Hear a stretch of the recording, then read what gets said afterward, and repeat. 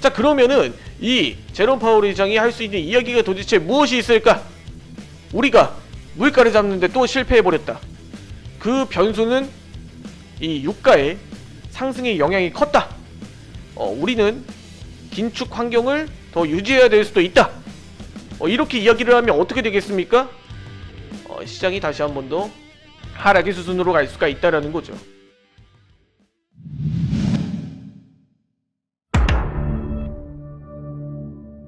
네, 입장해주신 분들 모두 반갑습니다. 예, 입장해주신 분들 모두 반가워요.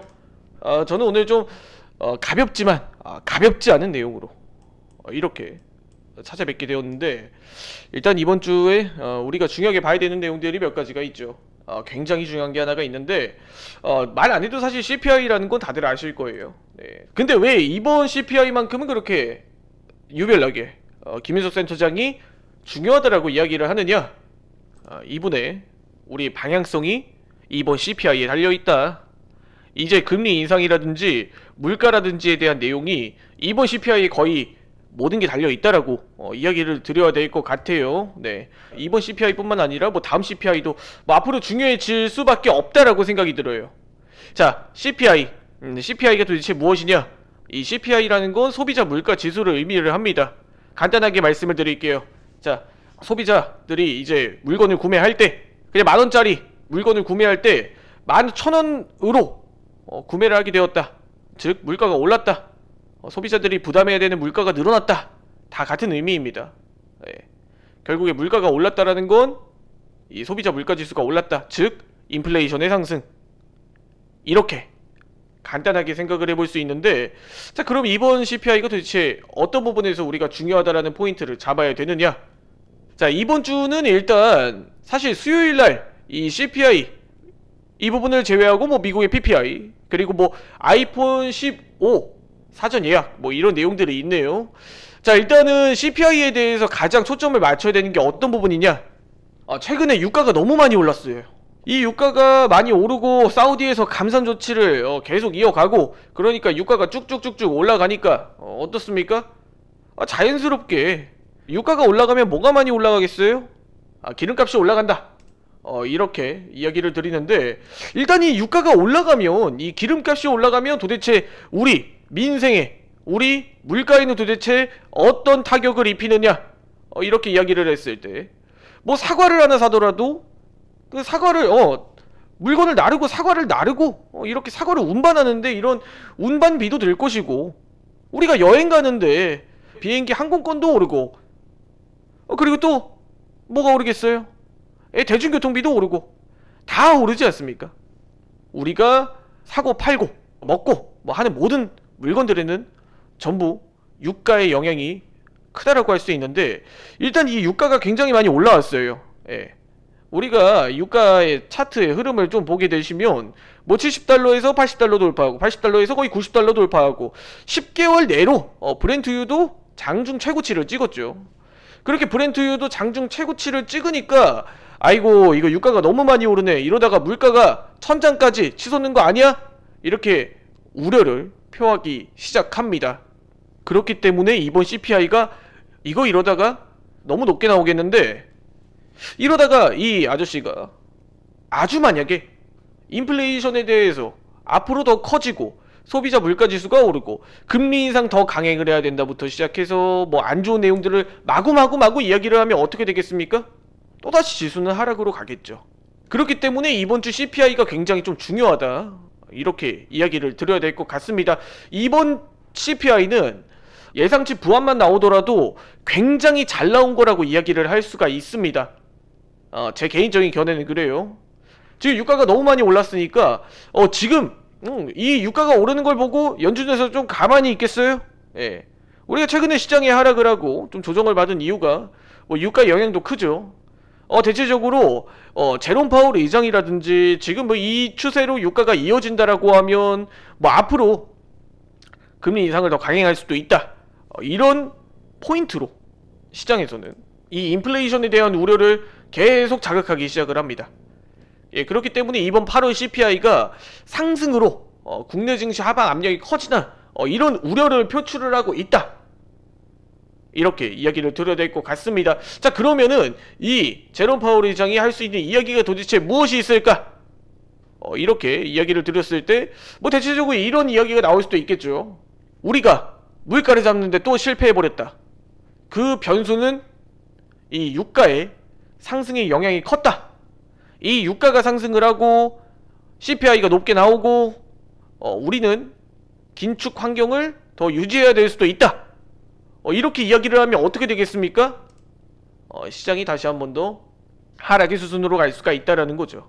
그런 부분들로 지금 CPI가 적어도 이번 CPI는 굉장히 중요하다. 이렇게 이야기를 드려야 될 것 같아요.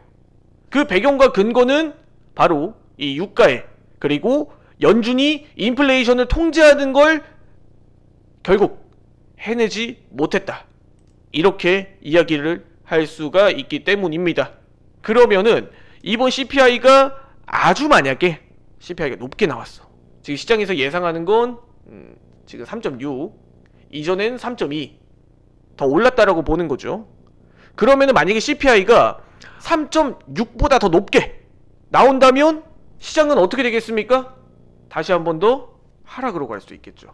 그러면은 이분 입에서 나올 수 있는 이야기, CPI가 높게 나오면 결국 나올 수 있는 이야기는 고금리 환경을 유지했는데도 우리는 물가를 잡지 못했다. 인플레이션에 대한 공포와 인플레이션에 대한 현재 시장의 두려움은 계속 가지고 가야 된다. 이렇게 이야기를 드릴 수가 있겠죠. 예. 지금 제롬 파월 의장이 가장 무서운 건 저는 그겁니다. 본인 스스로가 인정을 하고 포기를 해버릴까봐. 나 못했어.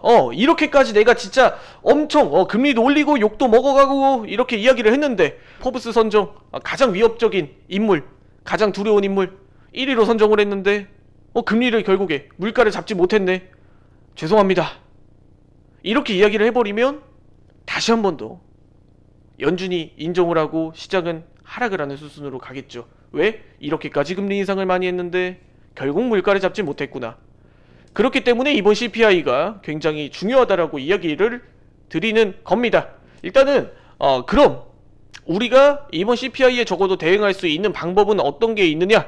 9시 반 전까지 CPI 발표 결과 이렇게 눈여겨보고 있다가 아주 만일 CPI가 높게 나오면 우린 과감하게 하락으로 이렇게 대응을 해볼 수가 있을 것이고, 그리고 만약에 CPI가 예상했던 것보다 낮게 나온다. 아이고 별거 없구나. 상승으로 한번 이렇게 차익 실현 대응을 해볼 수가 있겠죠. 항상 지표는 보고 우리가 그 결과를 해석을 하는 게 가장 중요합니다.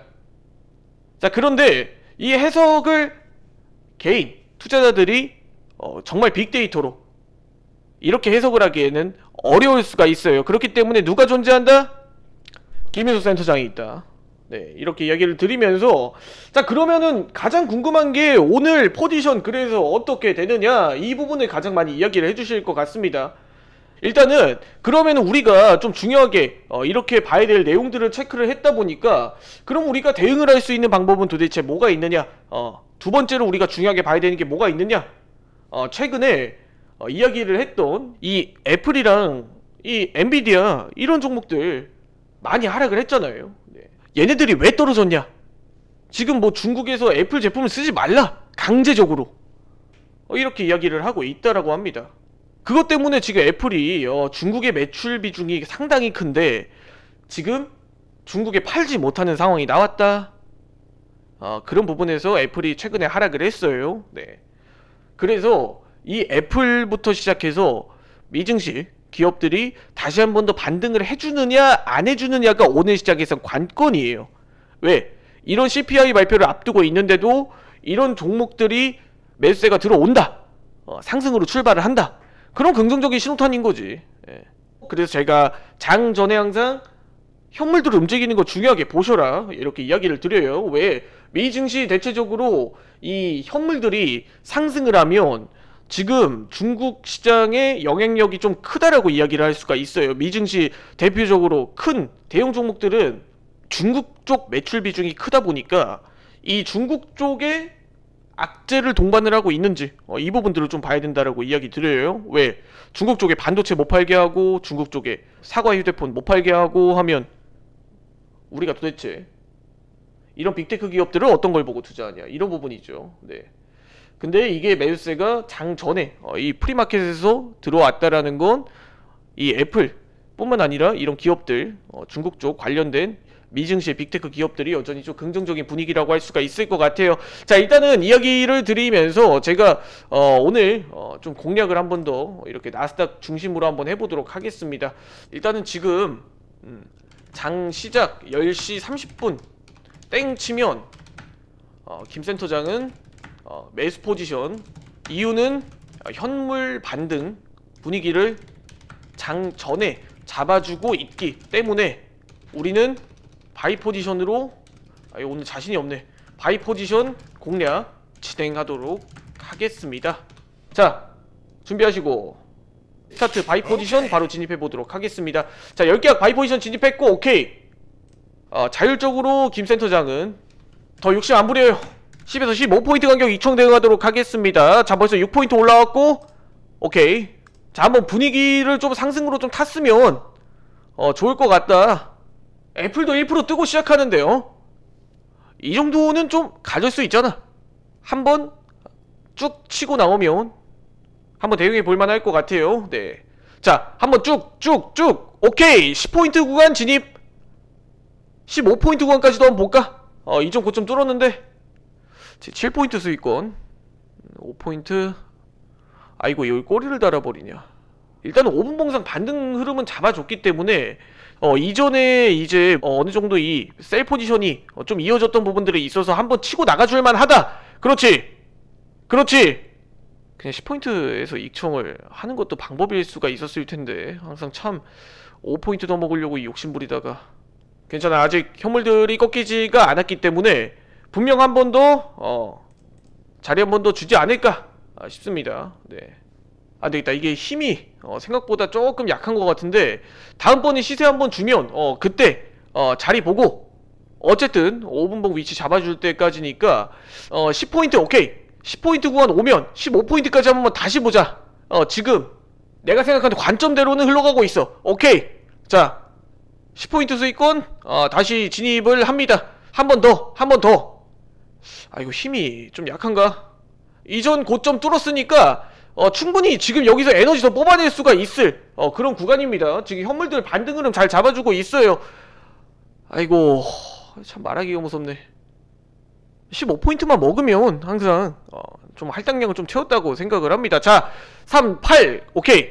자, 440 15포인트 수익권 진입. 440 441 440.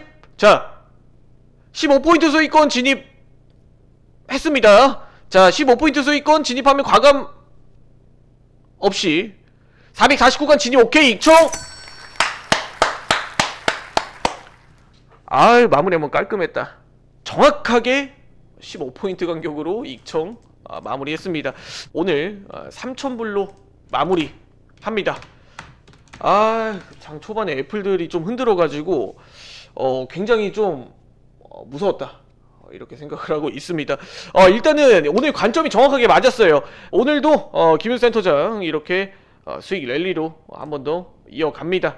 자, 오늘 방송 여기까지 마치도록 하겠습니다. 지금까지 김윤석 센터장이었습니다. 다들 다음 방송도 기대해 주시기 바라겠습니다. 네, 방송 마칠게요. 다들 늦은 저녁 수고 많으셨습니다.